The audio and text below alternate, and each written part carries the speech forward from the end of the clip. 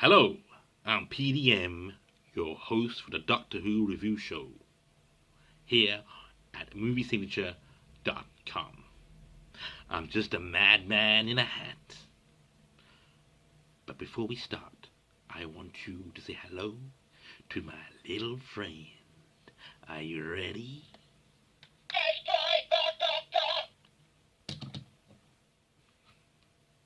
So, the first episode of Doctor Who Series 10, the pilot, has aired.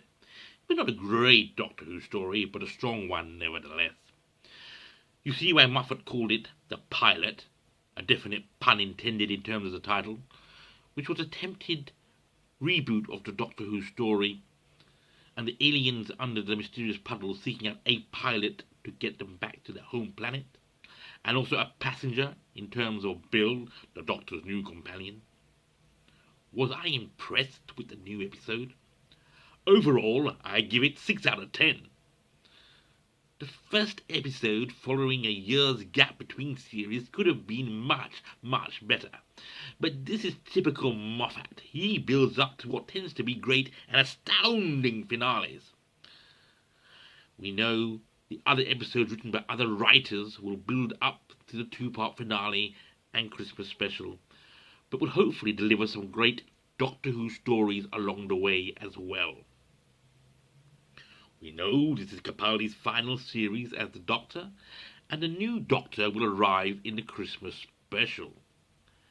There is a multiple master story as part of the series finale and maybe the Christmas special. And this was revealed at the end of the pilot episode in a clip where we see John Sim appear. But let's go back to the pilot episode. The Doctor has not really evolved or changed in any dramatic way. Capaldi is still playing him very much as a hybrid of Patrick Troughton and Tom Baker. However, episode 1 has set up a number of interesting things. Number 1 being the vault. What is the vault? Who or what is inside the vault? And why are the Doctor and Nardole trying to open it? I'm guessing we'll find out in the series finale, maybe before. And Bill, just who is Bill? We know she worked in the kitchens of Bristol University, where the Doctor is a well-established lecturer for over 70 years with popular classes.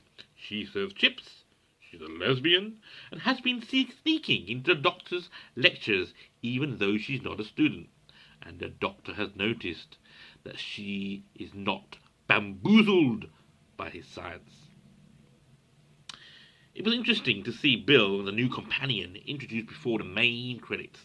Entering the Doctor's university office, we got a glimpse of the TARDIS in one corner, the array of sonic screwdrivers from his previous incarnations, and the pictures of River Song and his granddaughter Susan on his desk. We hear the Doctor strum loudly his electric guitar before we see him emerge from another room. And he is fascinated with Bill, who he has noticed from his lectures.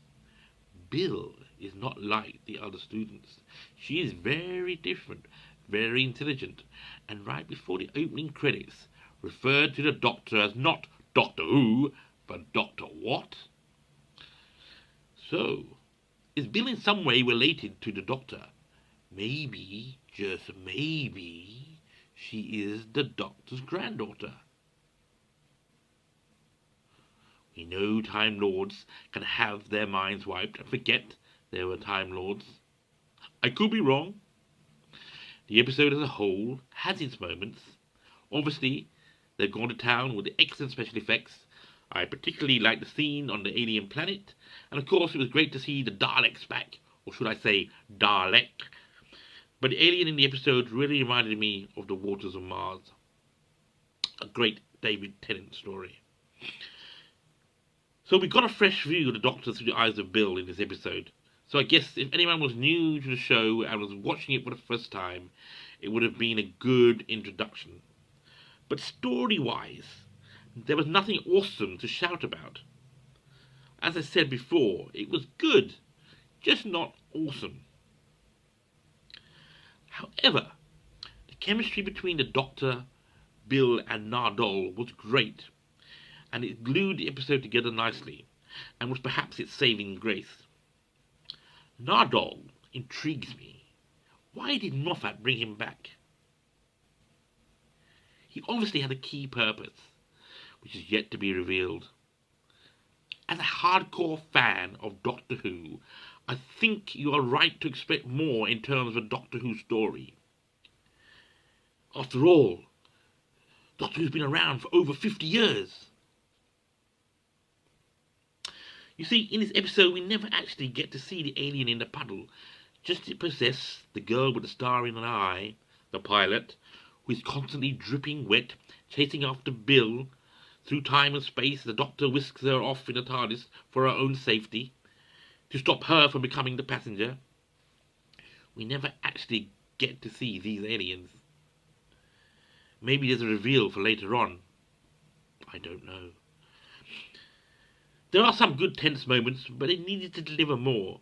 The character introduction to Bill was just a tad too much in terms of the storyline, and this detracted away from the alien alien in the puddle story arc. I think going forward things are going to get much better, with more sci-fi Doctor-centric stories, and hopefully more scares. But when you look at the audience figures and see that 4.64 million viewers watched Doctor Who last Saturday night, and that it was the highest, most watched show on the BBC, and the second most highest watched show on TV, in terms of terrestrial TV, that's not bad.